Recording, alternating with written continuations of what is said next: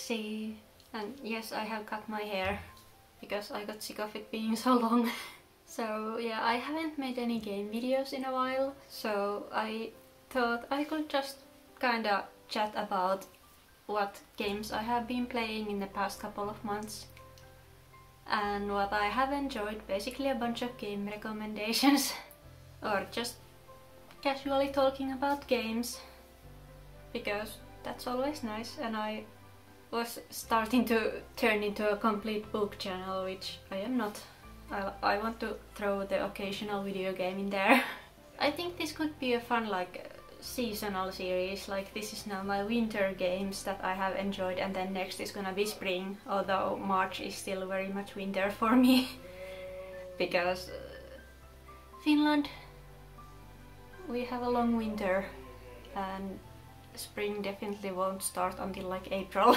But yeah, at least I like that idea. Do you like that idea? Because it's fun to like kinda go through games that I didn't get around to making a dedicated video of.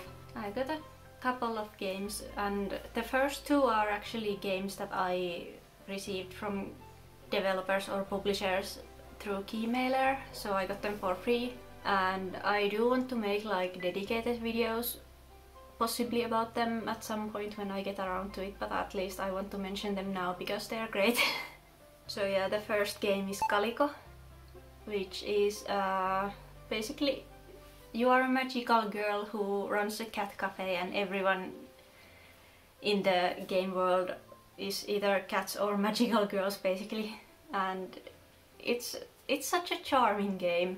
Yeah, I haven't played it in a little while because my attention span is kind of like, okay, I play a game for 2 hours and I'm like, this is great, and then the next day I jump to something else and forget to go back to the other game. So I haven't played Calico lately because of that, but I genuinely enjoy it and I think I should play it a bit more again, since I know they have been updating it a bunch, so I want to see if anything has changed or anything. The game has such a lovely aesthetic, and it just, even though it's not a perfect game, it does have some issues, but like it just makes me happy when I play it, so I can forgive a few bugs here and there. It's so nice to play.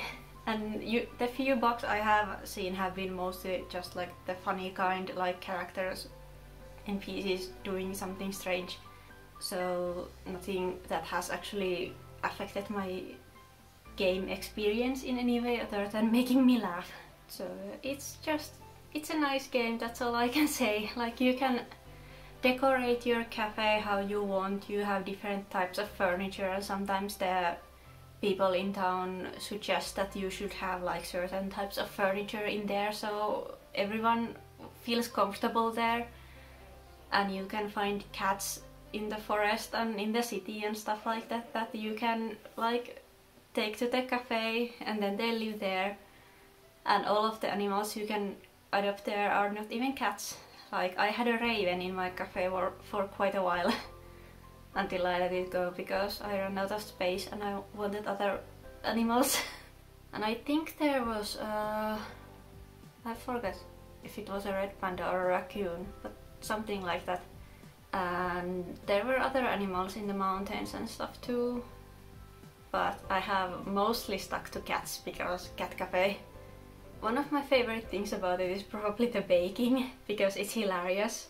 You can like make different treats for the cafe to like sell there, and the baking mechanic is basically you turn like into a tiny version of yourself, and you have to just throw giant baking ingredients into a bowl, and then they magically turn into the thing you are making. And I don't know, I just thought it was really funny and definitely something I haven't seen before, so I like it.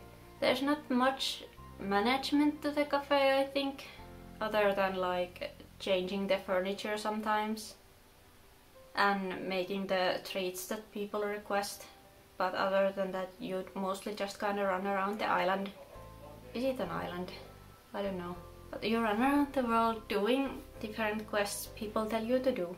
And yeah, if you want a happy little game with lots of cats and cute characters, I definitely recommend it. It's like basically on every platform possible too, so it's very available. But yeah, and you can create your own character too, so that was nice, because I remember playing a demo of it, and in that you could only play one of the kind of mascot characters that are in all the promo art. You could only choose between them, and I didn't realize the full game was going to have character creation, so that was a fun little surprise.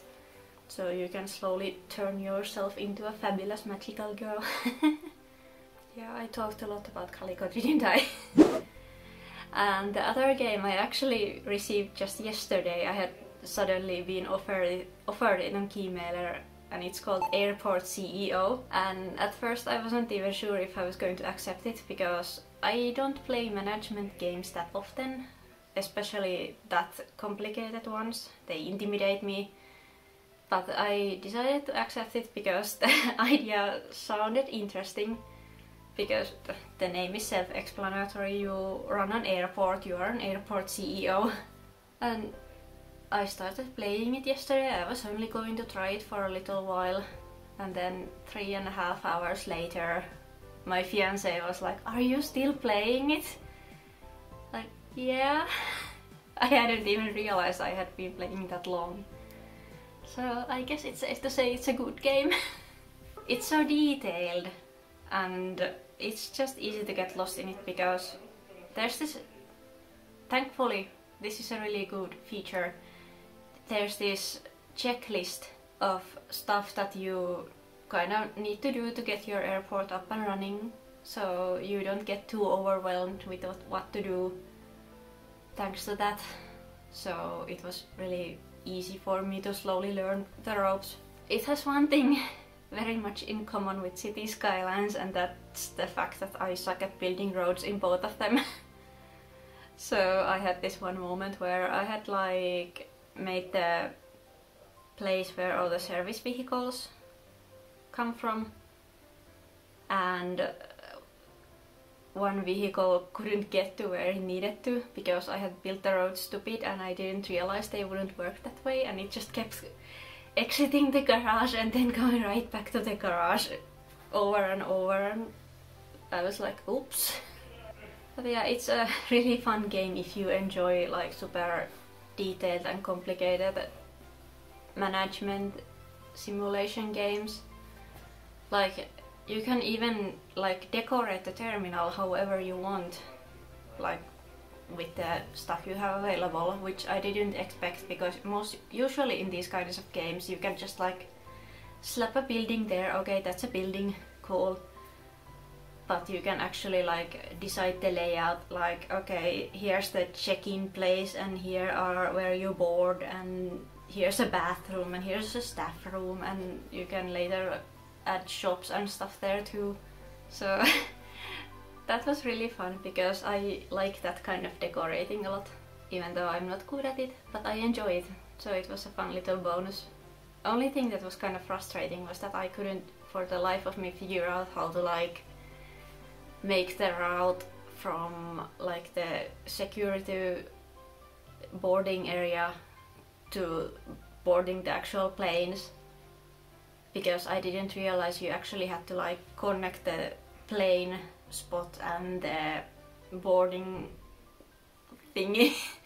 I'm explaining this really well, but I didn't realize you needed to have like a secure zone going from point A to point B, and that's why it didn't work, because it wasn't super obvious, and that was like the one thing I struggled with a lot until I googled and I figured it out finally. So I can finally start commercial flights. It's a fun game.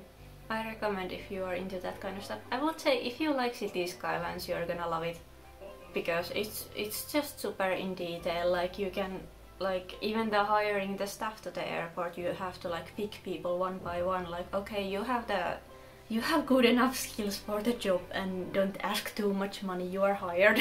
I've been going on about this forever, but it's just, yeah, Airport CEO is surprisingly fun. I lost hours to it accidentally. which doesn't happen often.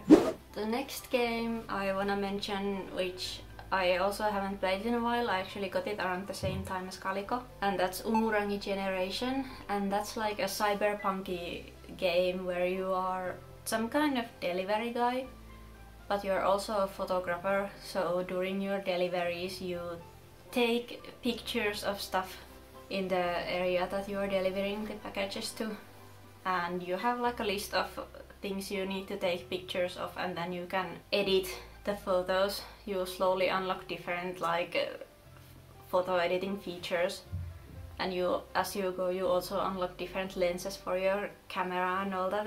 It's really cool, and the art style in the game is super unique. It reminded me a lot of my friend Lotus's art style, and I ended up recommending the game to him because of that, and he loved it too. The Umurangi is super cool. If you like cyberpunk stuff and you want something a little different, I definitely recommend, because it's relaxing to just take pictures in these super detailed and sometimes really strange environments. And like there's no actual storytelling in the game, but I guess it's kinda more told through the environment, so you can kinda piece together what's happening there. And it's just a really cool game. Check it out. I need to continue it because I think I have only played like 3 or 4 levels of it. So yeah, definitely need to continue that. And now I'm forgetting what else I was supposed to talk about. Oh yeah, Godhood. So Godhood is another like management simulation strategy type of game, except in that you are a god. You're a literal god. You can like design your god character yourself and everything, and decide what type of god they are. Like, are they peaceful or very war oriented, or are they just into having a good time, or are they a mad god, or there was at least 6 options I think. And I actually played that game, well, one playthrough completely not that long ago, and I really enjoyed it. Because it wasn't too difficult, obviously, because I played it on easy, but like it's more character focused than I expected. Like you have, I think 6, I forget, you have some amount of disciples that have like different skills, and they specialize in like different classes, and then you send them to new places to spread your religion basically. And then there are these battles, which are basically just the disciples converting other people. It's really fun to watch, because the combat is basically like, it's automatic, so the outcome is decided by the characters you choose, and after that you have to just watch what happens. But even though that sounds kind of passive, I was actually really into it. It was super stressful to watch when my characters weren't like the perfect picks, but I didn't have any other options. And when your religion grows, you can also like pick different traditions, like do they believe in heaven, or are they really into art, or orgies or something like that. You can really do a lot of things. I definitely want to do another run. I want to do the Lustful God version, I think, because it sounds hilarious. And I think the Mad God would be interesting one too, but I'm not sure I can be that mean. I usually have a hard time doing like super evil playthroughs of anything, because I'm too nice. Like in Godhood I was just a basic peaceful god, because like that was recommended for beginners, and I'd say my religion turned out alright. Like when you finish the playthrough, it tells you how your civilization like turns out once you as a god are done doing the foundation work for it. So it like starts out as like pretty primitive, and then once you are done with your job, it kind of skips to like modern day, and you get to see how your religion has survived. And my religion included stuff like free thinking and stuff. Free speech, I think that was it. And that meant that a lot of people ended up atheists, but my religion still survived with just enough people. But it was a really interesting game, and I'm glad I bought it. Just like, it was purely out of curiosity, and it had been on my wishlist for ages, and I'm pretty sure I almost removed it at multiple points too, but I'm glad I ended up getting it, because it was super fun and pretty unique for that kind of game. Because I expected it to be more similar to like Civilization or something like that. But since it was more character focused, it kind of worked better for me actually. One thing that was cool was that the way you got new characters in it to your team was by when your characters got old, you could choose to let them die. Like, you took their soul to you, and then that way you opened a new spot for a character. Godhood was cool. Turns out it was by the same developers who made the Renown Explorers or something, which I also really liked, even though I can't remember the name fully right now. But yeah, no wonder I ended up liking it. And the next game was kind of an unexpected one, because this is an older game. It has been out for years and I just never was that interested, so I never bought it until now, and that's No Man's Sky. I'm sure many of you have heard of it, considering the release was kind of infamous. I happened to see on Twitter that it had like received an update where you can get like animal companions and you can like ride the bigger animals on planets, and I was like, okay, I think I need to try it now. Because petting animals is great, and you can feed all the random aliens animal aliens you find on the planets, and I like that. So yeah, I originally just tried it from Access Steam library since he already had it, and it was a pretty chill game to play. So I ended up buying it for myself since it was on sale because of the update.